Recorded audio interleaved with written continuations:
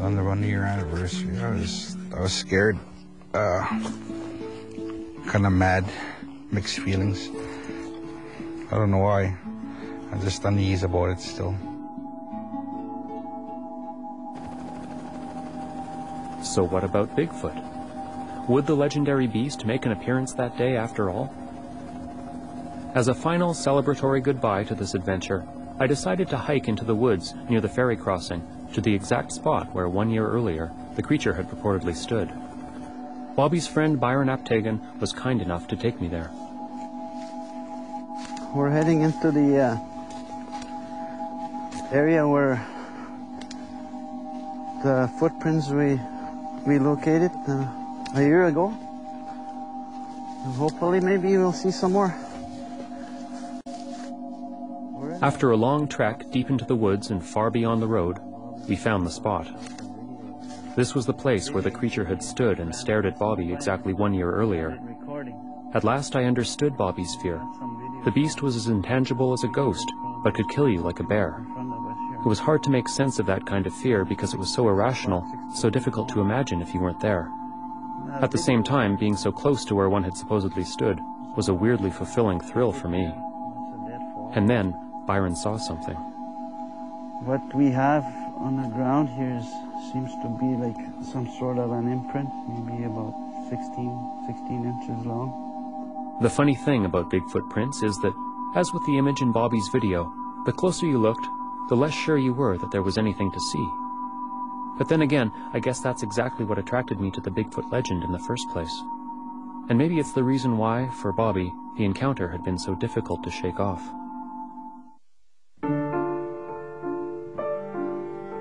It's clear that, for Bobby Clark and for most of the people in Norway House, the saga of the great Bigfoot videotaping hadn't played out nearly as they might have expected or hoped. It kind of went the opposite way. In the end, the story of the Norway House Sasquatch sighting would fade from the public's memory, just as the creature's footprints had been washed away by Manitoba weather. And worst of all, the actual videotape of the sighting, which Bobby had entrusted to the community, seemed to have disappeared. Bobby wouldn't speculate on where it went, or who he thought might have it, but he was willing to tell me how he felt about it all. Feeling angry, lost, confused, mistreated, I guess you can say.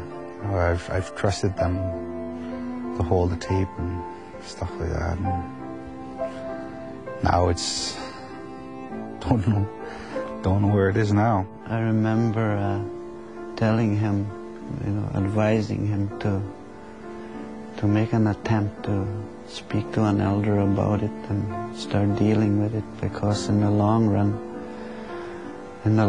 it may affect him in other ways that he wouldn't be able to deal with it.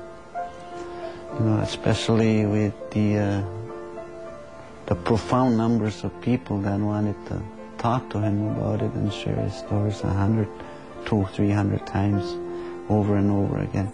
That's what really bothers me, is the people that ask me what's wrong, where's your video, can I see it? And then, sure, I'd like to show it, I don't have it. That is the thing. I'd like to show it. Things happen for a reason, and it happened this way for a reason, and maybe it's a good way, maybe it isn't. But it's just I gotta get over my fear of it now.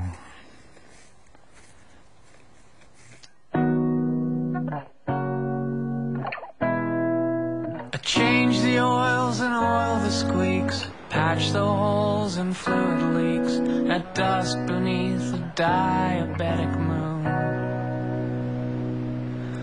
And wait to take the TV cruise across the creaking ice. The news is howling to the timber wolves, and soon I'll go. It's never been determined what exactly it was that Bobby Clark photographed on the morning of April 16th, 2005, and I guess it probably never will be. The year after Bobby's encounter, there was another sighting, several hundred kilometers to the west. A few months after that, another one. It's moving away from Bobby and from Norway House like a fading memory, on t-shirts. Maybe it's spooked by all the attention, or all the documentary film crews. Maybe it's migrating or looking for something we can't even guess at. Maybe it never existed at all. But however far the Sasquatch flees, Bobby will never forget his experience with the beast.